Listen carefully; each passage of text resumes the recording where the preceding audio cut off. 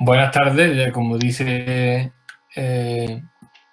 Alejandro, yo soy el presidente de nominal y accidental, ¿no?, de este observatorio, aunque lo primero que quiero hacer es agradecerle tanto a Alejandro como a Alicia y a Belén por el trabajo tan interesante que están haciendo con este curso, que como sabéis se tuvo que aplazar con motivo de la aparición de la pandemia.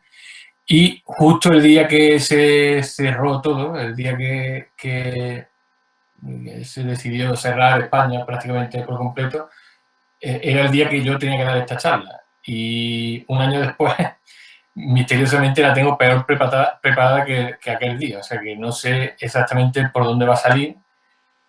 Y tengo aquí, como siempre que hablo sobre este tema, tengo un montón de material y depende de cómo vaya desarrollándose la exposición, pues llegaré más o menos lejos, aunque es un poco raro porque normalmente eso lo decido con el feedback que voy recibiendo del público, y aquí no veo nada porque solo veo mi PowerPoint, ¿no? Pero espero que si me desvío mucho, que alguien conecte el micrófono y me haga una señal, ¿no?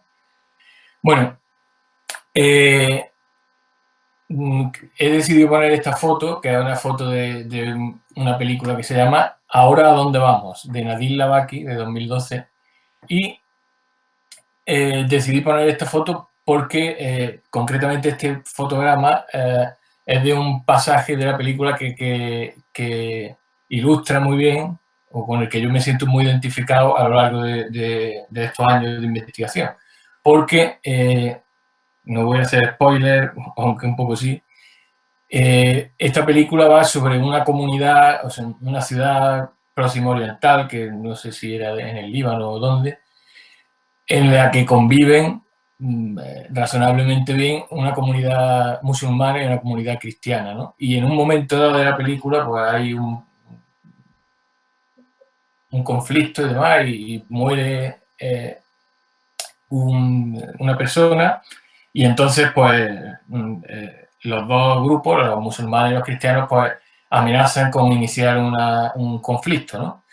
Y lo que hacen es que las mujeres de la ciudad, para evitar ese conflicto, hacen que la madre del muerto se convierte a la religión contraria, ¿no? Para así evitar que el día del entierro, pues, los dos grupos se enfrenten, ¿no? Y entonces este fotograma es del momento en el que va el cortejo fúnebre hacia el cementerio, y el cementerio está dividido por un camino. A un lado está la parte cristiana y a otro lado la parte musulmana, y a medida que se van acercando a los dos cementerios, el cortejo fúnebre se vuelve cada vez más tenso, porque los que llevan el féretro no saben a dónde tienen que llevar el muerto y nadie se atreve a preguntarle. Es un poco tenso, ¿no?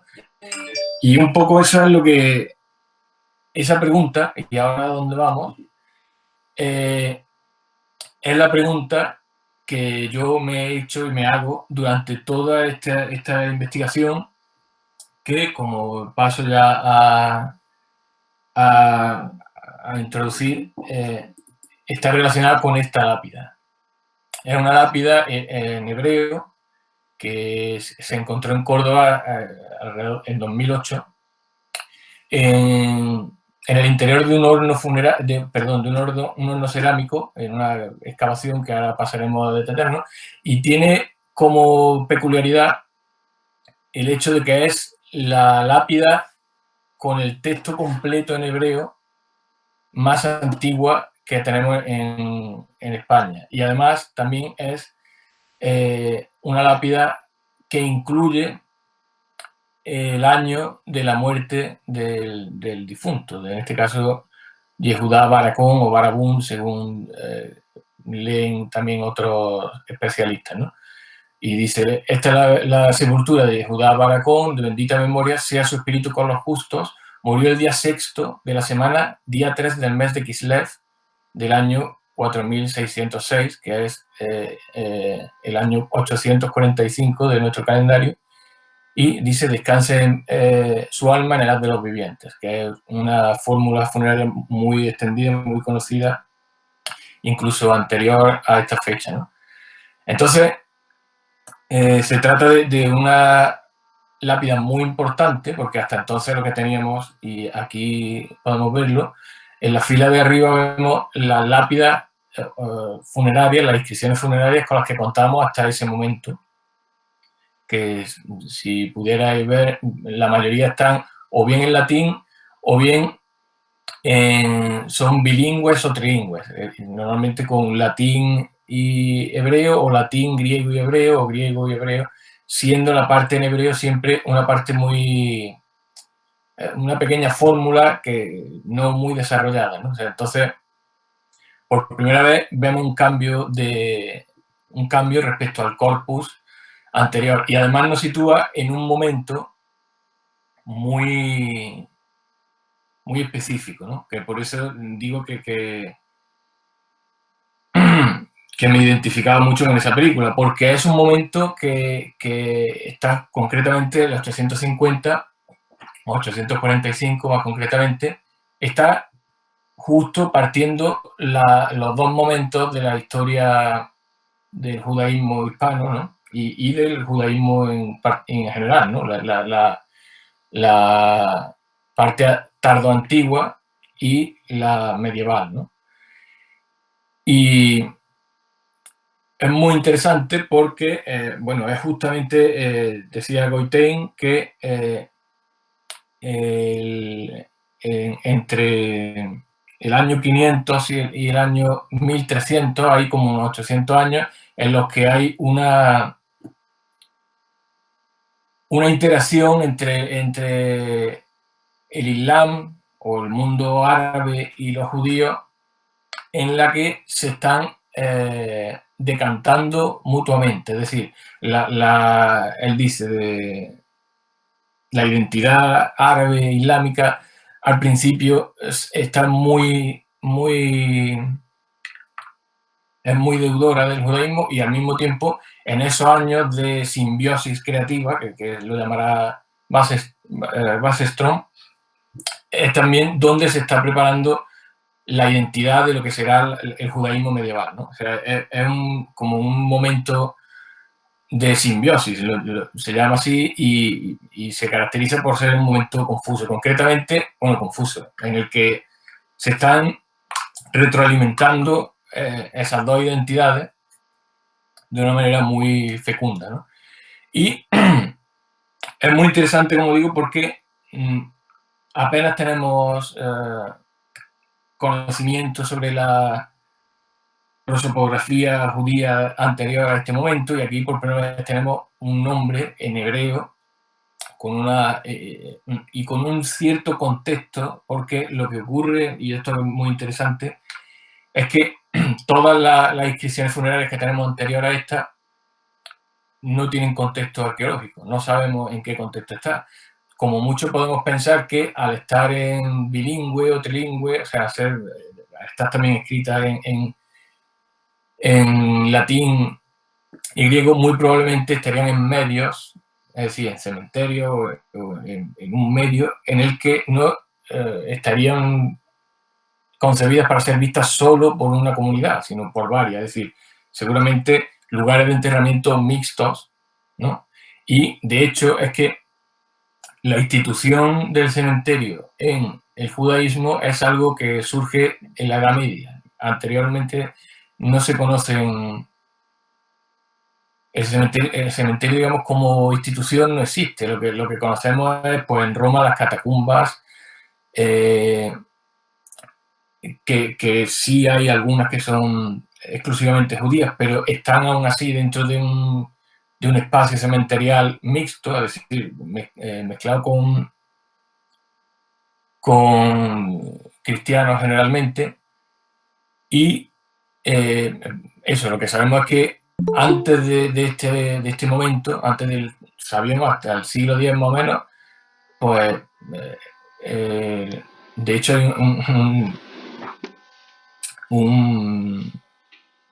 hay artículo muy interesante que se llama así, se llama ¿Dónde se enterraban los judíos de la diáspora? O sea, ha sido siempre una incógnita, ¿no? No sabíamos qué clase de enterramiento, de qué tipo, ni dónde, ¿no?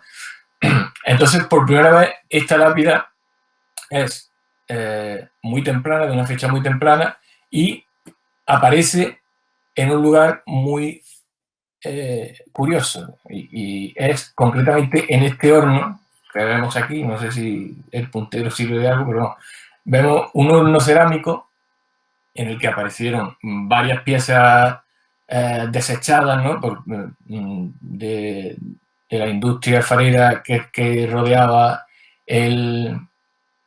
este horno. Vamos, el horno pertenece a un espacio industrial de alfarería muy importante, en el que había cientos de hornos. Como podéis ver aquí, perdonad que está en francés porque es de un artículo que estoy esperando publicar en francés. La parte que pone forge son los hornos, y como veis, estos hornos están colindantes con una maqbara islámica, es decir, un cementerio musulmán islámico, y algunas estructuras domésticas, ¿no? Entonces, como veis, dentro del círculo de los hornos aparece un circulito más pequeño, que es donde está concretamente este horno, en el que apareció la inscripción. Y bueno, pues se ve que es una inscripción que ya estaba, por algún motivo, seguramente ya estaba fuera de uso, o ya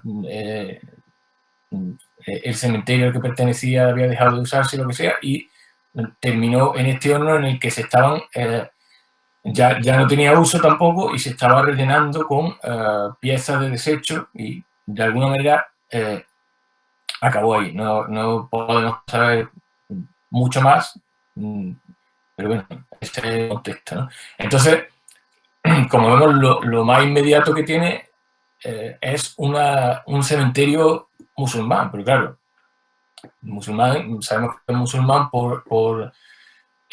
principalmente por la colocación de los restos óseos, o sea, porque están en decúbito lateral, es decir, de costado, que eso era lo propio de los cementerios islámicos en la Córdoba de la época. Entonces, inmediatamente pensamos que no podía ser de ahí, y se descubrió al norte. Si veis en la esquina superior derecha, hay otro circulito que pone A501, que es una tumba distinta, diferenciada de los tres espacios que vemos, de la estructura doméstica, la maqbara islámica y los hornos. Es un espacio claramente delimitado, porque incluso vemos que hay un trozo de muro, que pone mur, ¿no?, que marcaba una línea, y esa línea marca un límite entre la zona sur, en la que conviven estos tres ámbitos: el ámbito industrial, funerario y doméstico, y una zona al norte que no está, digamos que era tierra virgen hasta ese momento, ¿no? Y ahí aparece una única tumba, que es una tumba, pues, de fosa simple, cubierta con lajas de piedra, y en la que aparece unos restos óseos en decúbito supino, muy deteriorados, como podéis ver. Solamente quedan las dos tibias y el cráneo, pero claramente parece que, sobre todo por la colocación de las tibias y de la cabeza, que la posición del cadáver es de cúbito supino, ¿no? Entonces, pues, obviamente pensamos que se trataba de otro rito distinto, y que de provenir de algún sitio la lápida, pues tiene más sentido que proviniese de ahí, ¿no? De este enterramiento solitario que hay al norte de este yacimiento, ¿no? Entonces, bueno, aquí veis el cementerio islámico. Claramente es distinto, porque las cubiertas de las tumbas son de teja, y aparte hay, bueno, es claramente diferenciable, ¿no? Y aquí vemos el contexto general. Claro, nuestro pensamiento inicial fue, bueno, si este espacio está delimitado al norte del yacimiento y justo ahí acaba el yacimiento, lo lógico es que si continuaba hacia algún sitio sería hacia el norte, ¿no? Entonces empezamos a buscar información sobre anteriores excavaciones y cualquier información que pudiésemos encontrar sobre una posible continuidad de esta necrópolis nueva hacia el norte, ¿no? Y encontramos 3 yacimientos que están aquí marcados al norte, o sea, concretamente cruzando la vía del tren que en algún momento del siglo XIX interrumpió la continuidad de este espacio, ¿no? Es decir, pues lo primero que ya sabíamos es que eh, con toda probabilidad, como de hecho así fue, la vía del tren habría arrasado cualquier posibilidad de continuar hacia el norte, pero por suerte más hacia el norte todavía había más, ¿no? Estas 3 yacimientos que son el SR8 y el 4644 del Plan Renfe. Bueno, también veis que hay aquí un círculo azul, que ahora veremos lo que es. ¿Qué encontramos ahí? Pues lo que encontramos, bueno, para los que conozcáis Córdoba, básicamente este sería el lugar donde estaría esta zona cementerial que hasta el momento solo podemos decir que son enterramientos enterramientos en cista o en fosa simple cubiertos con lajas de piedra y con una posición de los restos óseos en decúbito supino y sin ningún tipo de ajuar ni nada que nos permita relacionarlo con ningún rito o adscripción religiosa concreta, ¿no? Pero como digo, al menos el enterramiento A501 estaba excavado sobre tierra virgen, no así el cementerio, perdón, cementerio musulmán, no, ahí ya sí encontramos mucha, o sea, el terreno sobre el que se habían excavado las tumbas sí tenía muchos restos cerámicos, provenientes, por supuesto, de los hornos, ¿no? que estaban alrededor, pero en la fosa del 501 estaba excavada sobre un terreno virgen, ¿no? En el que no había restos anteriores, ¿no? Entonces, vemos que, digamos que esa delimitación claramente delimitaba un espacio de otro y no había permitido el acceso o la contaminación, digamos, o de la acción antrópica de estos 3 ámbitos en el sur hacia el norte.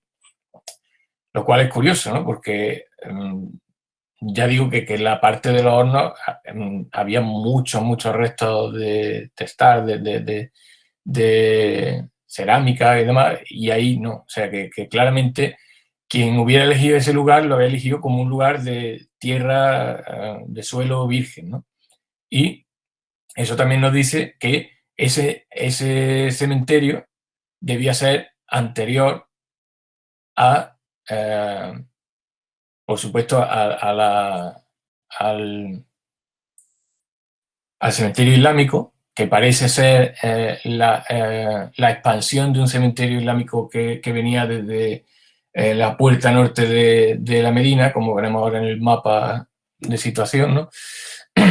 Y que poco a poco había ido llegando hasta aquí y se había llegado a este límite, que aquí está marcado por un pequeño muro, pero que no sabemos exactamente si tendría alguna delimitación visual o de qué tipo, pero parece que la delimitación es clara, ¿no? Porque a partir de un momento dado vemos como las tumbas y los hornos se cortan uno a otro, se superponen, las estructuras domésticas a veces están sobre un horno que ya no se usa, incluso sobre hay enterramientos dentro de estructuras, es decir, digamos que al sur de este muro es todo muy complicado, pero a partir de ahí empieza un espacio de tierra virgen y que en principio podría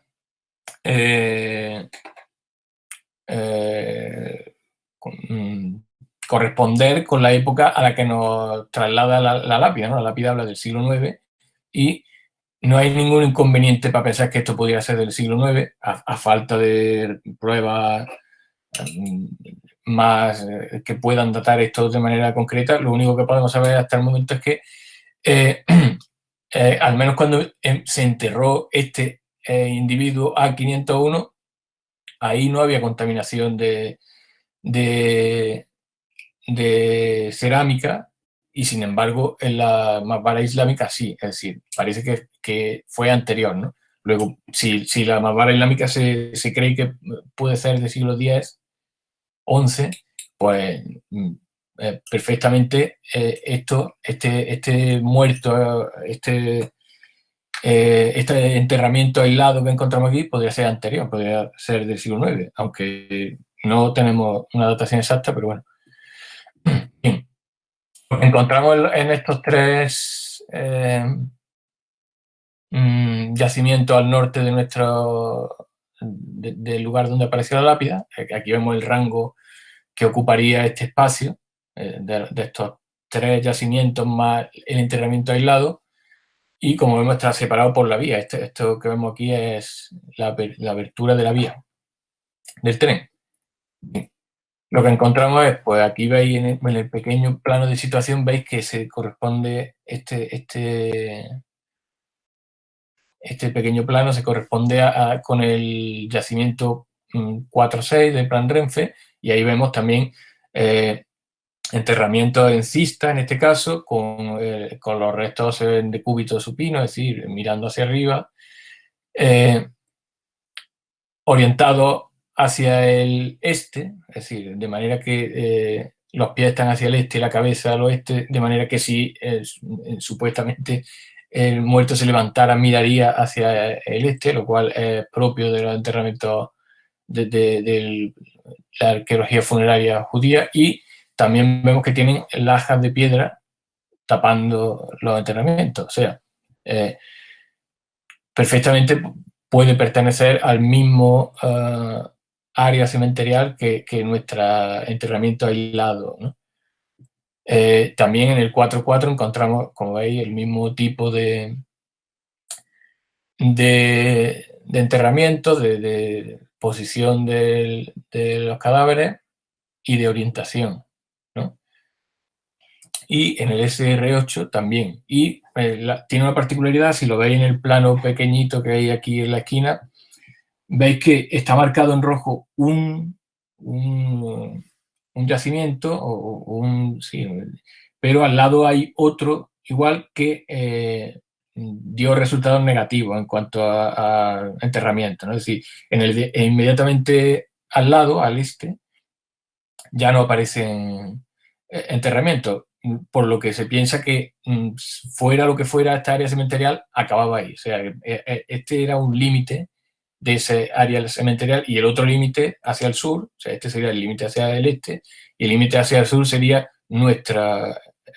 el enterramiento aislado, que ya lindaba con el espacio industrial y el cementerio islámico, ¿no? Entonces, bueno, pues ahí nos encontramos ya con un área cementerial más grande cuyas características tipológicas podrían cuadrar con un cementerio judío, y que desde el punto de vista de la cronología, pues también podría encajar con la fecha de la lápida que teníamos, ¿no? Lo cual es muy interesante, porque de ser así sería prácticamente el primer cementerio judío del que tenemos noticias, no solo en España, sino a nivel europeo, no sé, porque, por ejemplo, el cementerio judío de Barcelona se data del siglo IX, pero a través de testimonios indirectos y poco, bueno, no sé, Por ejemplo, uno de ellos es del siglo XIV, que dice que 500 años antes ya había ahí un cementerio, pero claro, eso es una fecha, o sea, una estimación poco fiable, y también hay otros testimonios un poco anteriores que dicen que era ya un cementerio viejo en el siglo XI. O sea, entonces, pues se ha hecho la, la, la convención de que el cementerio de Barcelona, que es de Montjuïc, que tiene luego mucho desarrollo, ¿no?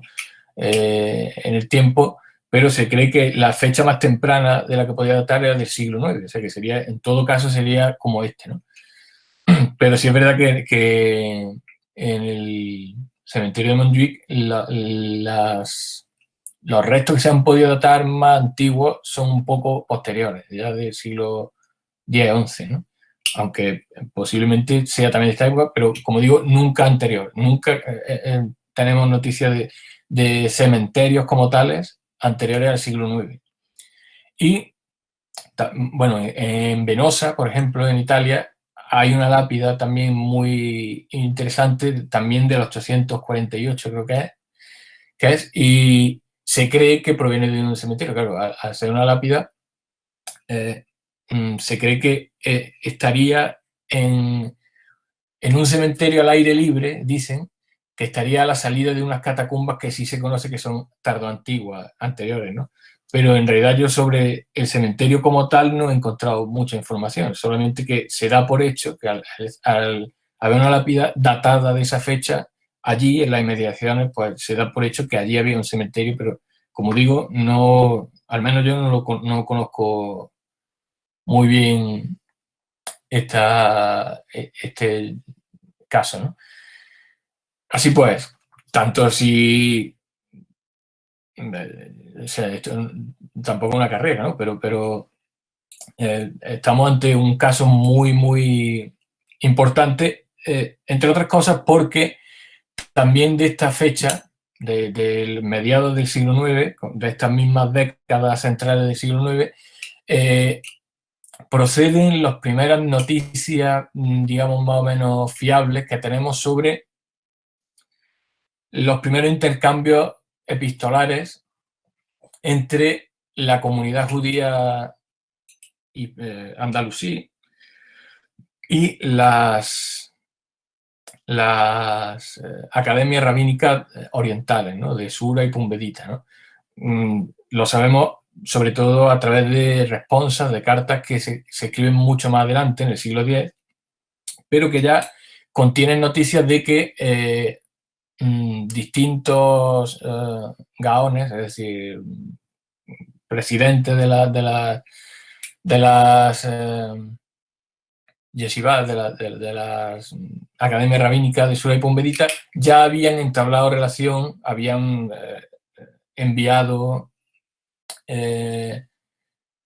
textos y consejos y demás a la comunidad andalusí, ¿no? Y por las fechas en las que estaban al cargo de esta academia los personajes a los que se refieren, pues debía ser eso, en torno a principios del siglo VIII, pero más concretamente ya a partir del 840, 850. Es decir, estamos ante un momento en que, aunque por supuesto siempre ha existido la idea de que el contacto con la cultura rabínica debía ser anterior, pero lo cierto es que no podemos demostrarlo hasta este momento. Y en mi opinión, y algunos de los artículos que he escrito, eso va sobre esta cuestión, el hecho de que tengamos por primera vez una lápida en hebreo, completamente en hebreo, y que, sobre todo, que utilice el calendario judío para datar la muerte del difunto, ¿no? Pues en mi opinión es una muestra, un indicio importante de que esa cultura rabínica, que antes de esto no podemos datar, o sea, no podemos asegurar que existiera en Córdoba, ya está llegando, porque principalmente por el uso del calendario, ¿no? Porque el calendario judío tiene un claro propósito, ¿no? Que es el de observar las festividades judías, que son muy importantes para eh, para delimitar el tiempo, los periodos del año y la vida judía, ¿no? En el tiempo. Entonces, bueno, veo que me estoy alargando muchísimo, voy a correr un poco. Bueno, el caso es que nos encontraremos ante un primer cementerio judío en Europa prácticamente, ¿no? Un último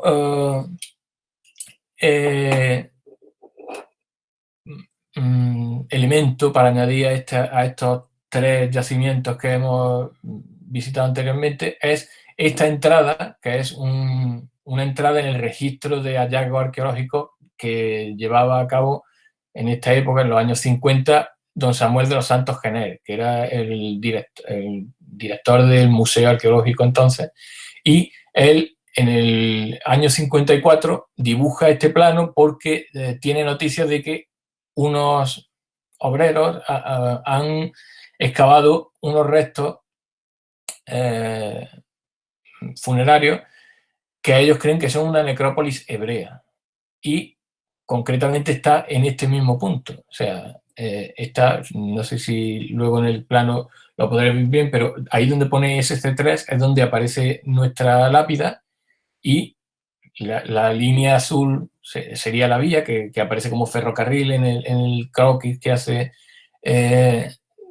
Samuel de los Santos, y el cuadradito azul sería el lugar donde estaría esa necrópolis, ¿no? que serían unos 10 por 10 metros, creo que dice, en el que aparecen este tipo de, de enterramientos que él dibuja así y que puede, o sea, son enterramientos en cista también, con el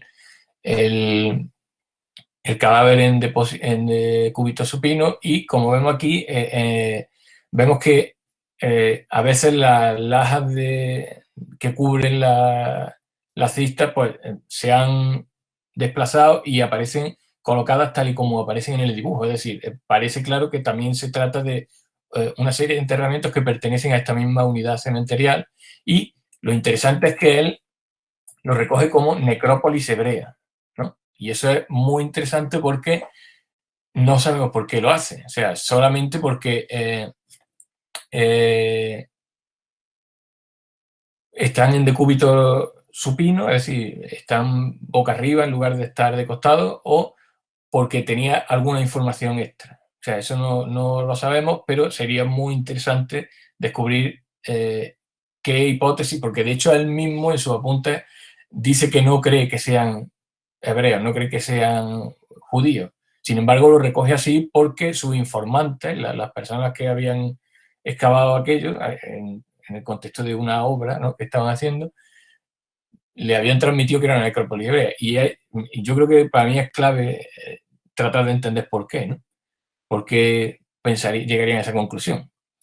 El caso es que nos encontramos con un cementerio o una unidad cementerial que cumpliría con todos o los principales marcadores, ¿no?, de identidad judía de un cementerio que se han establecido en los cementerios hispano-judíos a través de los casos que conocemos de la Alta Edad Media, perdón, de la Baja Edad Media, ¿no?, a partir del siglo XIV en adelante.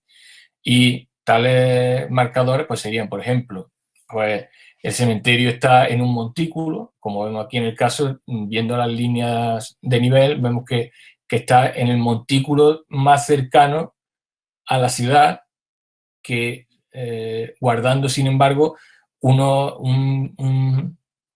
un espacio prudencial, porque esa es otra de las características de los cementerios judíos, que tienen que estar a una distancia del núcleo poblado, porque la muerte se considera algo impuro, ¿no? Entonces, según el Tratado de Baba Batra, se dice que tienen que estar a unos 50 codos mínimos de la zona poblada, ¿no?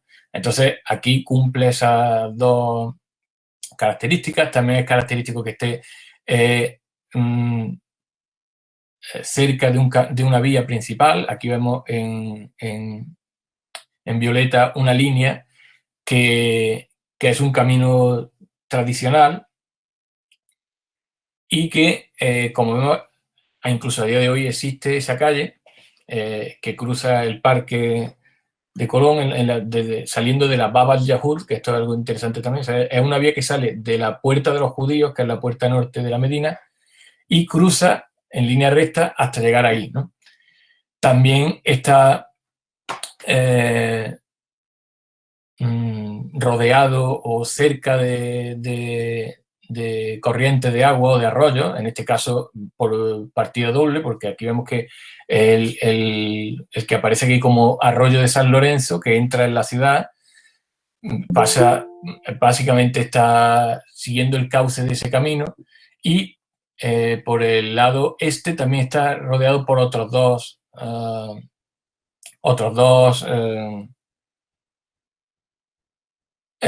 arroyos, ¿no? El arroyo de Pedroche y el arroyo, vamos, un arroyo que se une aquí para tomar el nombre de Arroyo de las Piedras, ¿no? Es decir, cumple básicamente con las características tipológicas de los enterramientos, con prácticamente todas las características de un modelo que, sin embargo, es posterior. Es decir, ahí es donde yo me hago la pregunta de la película. Digo, bueno, vale, con estos materiales arqueológicos y con esta disposición de los elementos en el espacio urbano, digamos, es lógico pensar que es un cementerio judío. Si además está reforzado por la cercanía de una lápida que, a pesar de encontrarse ex situ, fuera de lo que sería un enterramiento, está demasiado cerca como para que no pensemos que corresponde a esa necrópolis. Lo más lógico es pensar que lo más lógico es pensar que esa lápida correspondería con este cementerio y no con el más inmediato, que sería el musulmán, ¿no? De paso, tenemos también, a ver si lo encuentro aquí, o si lo he perdido. Pues lo he perdido. Tenemos también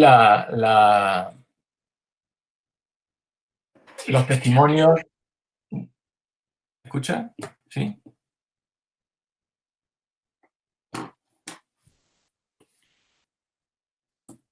Tenemos también los testimonios literarios, las fuentes escritas de época islámica, que hablan de la Bab al-Yahud principalmente, y la Bab al-Yahud, que es como se conocía la puerta norte, es decir, la puerta de los judíos, y luego hablan también de un Rabat Bab al-Yahud y un Makbarat Bab al-Yahud, es decir, el barrio de la puerta de los judíos y el cementerio de la puerta de los judíos.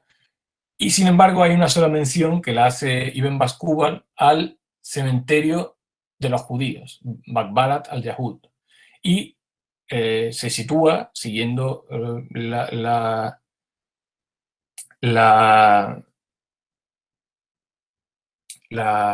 distribución que hizo de los topónimos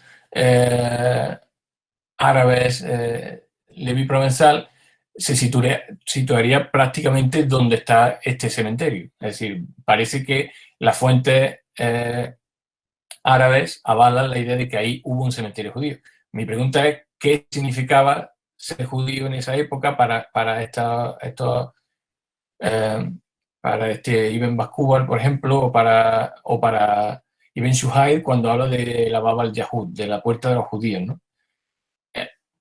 Entonces, mi tesis, digamos, mi hipótesis es que se trata que si existen un cementerio judío a esta altura de la historia en Córdoba, lo más razonable es pensar que era ese conjunto de tumbas en decúbito supino con lajas de piedra que corresponde tanto por su situación como por su tipología con lo que vemos luego más adelante en los cementerios anteriores. Pero al mismo tiempo me hace preguntarme por qué no conocemos ningún paralelo, por supuesto tan temprano, pero tampoco ningún paralelo incluso posterior en territorio andalusí. O sea, casi todos o todos los cementerios que conocemos son o bien en territorio cristiano o bien en territorio que había sido tradicionalmente de Andaluz, pero ya en época bajo medieval, es decir, ya posterior a la conquista, ¿no? Y creo que me estoy pasando mucho de tiempo, ¿no? Dime algo, Alejandro. A ver, tú no te preocupes, o sea, aunque vayamos mal, yo creo que puedes ¿Hay quedarte si alguien quieres ahí? 5 minutos más y pasamos al turno de preguntas. Enrique, ¿me oyes? Sí, Vale, que 5 minutos más si quieres y pasamos al turno de preguntas. vale. Bueno, simplemente una vez ya eh, planteado el problema, ¿no? Digamos, ahora es cuando debería empezar a hablar de por dónde va mi investigación, que es buscar cualquier tipo de indicador que refuerce la posible identidad judía de este cementerio, ¿no? Y simplemente para dar unas pinceladas y, bueno, en realidad no vamos a tener mucho tiempo para mucho más, pero simplemente quiero dejarlo así un poco mira, aquí estaba el texto sobre vemos que esta es la puerta de los judíos, esta puerta que se ve aquí, y justo enfrente está la Torre de la Calahorra, que por este mismo camino se llegaría hasta el cementerio, ¿no? Entonces, aquí vemos en un plano eh, ya contemporáneo, digamos, cómo, claro, me voy a limitar a explicar un poco esto, ¿no? Eh, hay un debate también acerca de dónde vivían los judíos en época islámica, ¿no? A pesar de que no tendrían por qué vivir en ningún sitio en concreto. Quiero decir, no se conoce en esta época, en época andalusí o en época alto medieval, barrios exclusivamente confesionales, ¿no? O sea, barrios en los que vivieran los judíos, sino que podrían vivir en cualquier lugar. Obviamente, supongo que por pura afinidad, pues terminarían acabando en un mismo lugar de la ciudad, ¿no? Pero no necesariamente. No hay ningún motivo para pensar que había un barrio judío, ¿no? De hecho, este cementerio que Ibn Bakúbal menciona como judío, sabemos de él porque lo menciona en la biografía de alguien que se enterró en el cementerio, es decir, porque este cementerio estaba en un barrio en el que vivía una persona que justamente se enterró en el cementerio musulmán que había al lado. Es decir, se dice que este cementerio, el cementerio judío, estaba en la zona de los alfareros, lo cual cuadra con esa intensa um, actividad alfarera que hemos visto justo en el, no en vano aparece en un horno, ¿no? La lápida, ¿no? Pero dice que ese barrio, el barrio que nombra, que tradicionalmente se había pensado que podía haber sido un barrio judío, aunque luego se pensó que mozárabe, que podría haber sido el barrio de los judíos, pero efectivamente no puede ser porque precisamente sabemos de ese barrio porque se menciona para nombrar a una persona que se enterró en el cementerio islámico que hay al lado, es decir, no tiene sentido, ¿no? Entonces yo, buscando y esto ya lo voy a dejar aquí como apunte sobre por dónde va mi investigación, por si más adelante hacemos otra charla. Quiero llamar la atención sobre el hecho de que no se trata tanto de dónde está el cementerio y que tradicionalmente suelen estar los cementerios, sobre todo en época bajo medieval, cerca del asentamiento judío o el barrio judío, porque era una manera de tener un control visual y poder preservar el cementerio teniendo lo suficientemente lejos como para no contaminarse con esta impureza de la muerte, pero al mismo tiempo poder controlarlo visualmente para que no fuera profanado y demás, ¿no? Entonces lo lógico es pensar que están cerca del cementerio, pero como en esta época ellos, quien quiera que sea los que han comenzado este cementerio en ese lugar, lo han hecho por estar precisamente en ese lugar. En mi opinión está claro que lo hacen porque es el montículo más cercano a la ciudad y porque está cerca de un lugar que hasta hace muy poco era el lugar preferido de los cordobeses para ir andando. Era, digamos, el lugar más cercano al que uno puede ver, eh, ir andando a disfrutar de la naturaleza, ¿no? Que es lo que ahora se llama o llamamos la Palomera y demás, que está justo ahí entre esos dos arroyos, que son el arroyo de las piedras, ¿no? Entonces, para mí está claro que están aprovechando un camino, que sería este camino que sale de la Bab al-Yahud, lo tenemos aquí, la Bab al-Yahud, y va hacia esta parte alta, que no en vano, justo en el tramo que pasa junto al cementerio se llama Fuente de la Salud, es decir, suena a que ahí ya de antiguo había, tenía un sentido pues seguramente relacionado con una religiosidad popular y demás. Y además es interesante cómo vemos aquí que justo delante de, de lo que sería el cementerio se cruza ese camino con otro camino que sale de las puertas orientales de la ciudad, ¿no? En concreto he dibujado aquí estos dos espacios en rojo corresponden a dos fundaciones carmelitas que se hacen en esa época. Y como no vamos a tener tiempo para mucho más, no voy a entrar más en eso, pero bueno, ahora si queréis en el turno de preguntas hablamos de cualquier cosa que tengáis, pero os emplazo a otro momento para hablar y desvelar el secreto de por qué los carmelitas pueden estar relacionados con este cementerio judío, como de hecho están con el cementerio, la fundación de Santa Teresa en Ávila estaba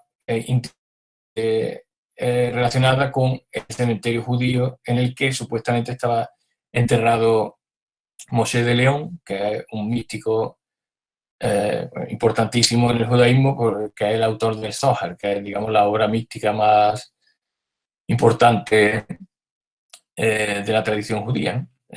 Y bueno, me salgo de aquí y si queréis me preguntáis ya cualquier cosa.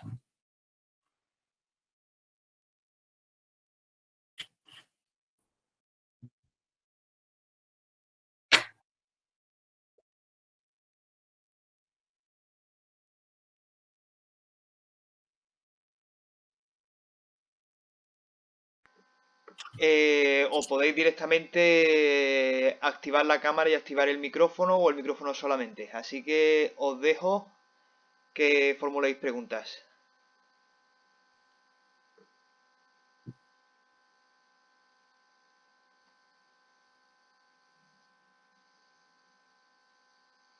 Emilio se ha ido en el momento más oportuno Sí. de...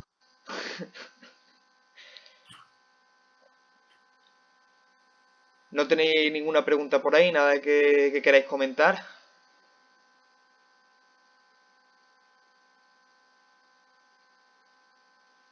Bien, ya se está vaciando la sala. Ya se estaba haciendo la sala. Sí, esta es la hora de la cerveza.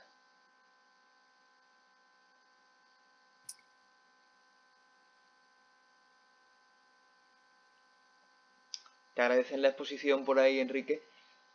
Sí. Bueno, me ha pasado como me pasa siempre, que empiezo con la parte arqueológica y para cuando llego a la parte que yo realmente estoy estudiando ya se me acabó el tiempo. ¿Sí? Pero, Sí, es que claro, tienes que replantearte para futuras ponencias una estructura diferente.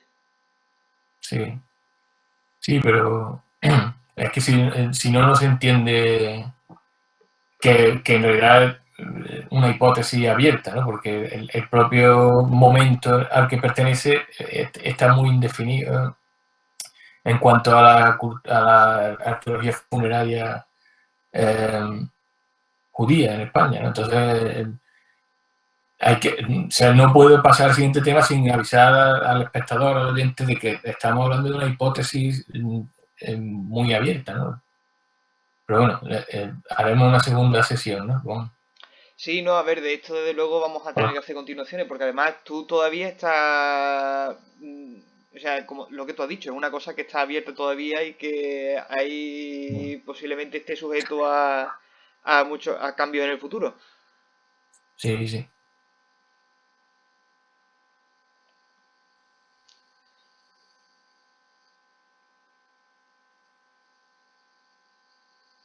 Bueno, pues aquí de momento no hay ninguna pregunta por medio.